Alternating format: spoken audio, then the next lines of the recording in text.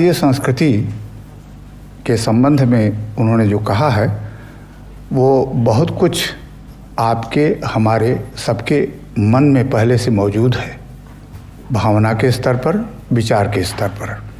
जलवायु का असर इंसान के रहन सहन, खान पान, वेशभूषा, शरीर और मस्तिष्क पर पड़ता है, तो उसका जीता जागता सबूत भारत में बसने वाले भिन्न भिन्न प्रदेश के लोग देते हैं।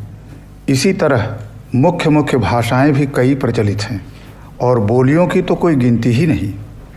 भिन्न भिन्न धर्मों को मानने वाले भी यहाँ पाए जाते हैं और जिस तरह यहाँ की बोलियों की गिनती आसान नहीं, उसी तरह यहाँ भिन्न भिन्न धर्मों और संप्रदायों की भी गिनती आसान नहीं।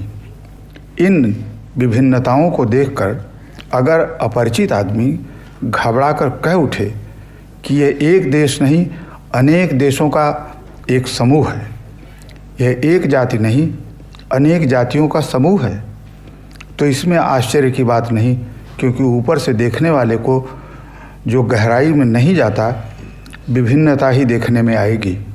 पर विचार करके देखा जाए तो इन विभिन्नताओं की तह में एक ऐसी समता और एकता फैली हुई है जो अन्य विभिन्नताओं को ठीक उसी तरह पिरो लेती है और पिरोकर एक सुंदर समूह बना देती है।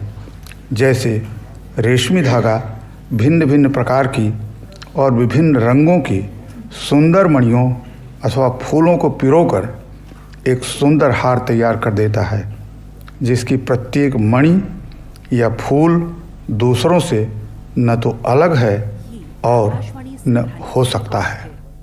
ये भारतीय संस्कृति शीर्षक निबंध राष्ट्रीय शैक्षिक अनुसंधान एवं प्रशिक्षण परिषद द्वारा तैयार की हुई हाई स्कूल की पाठ्यपुस्तक में है। इसमें जिन शब्दों का प्रयोग किया है और सीधी सादी भाषा में जो बात कही गई है, उसमें महत्वपूर्ण एकता के साथ ही समता शब्द है। इस देश में अनेक भाषाएं हैं, अनेक जातियां हैं, अनेक धर्म हैं, अनेक उपजातियां हैं, संस्कृतियां हैं। इस विविधता और बहुलता को सभी स्वीकार करते हैं, क्योंकि ये वास्तविक है, सच है। इनमें शताब्दियों से साथ साथ रहने के कारण संबंध सूत्र भी है, यह भी पहचानते हैं और मानते हैं। लेकिन इनके बीच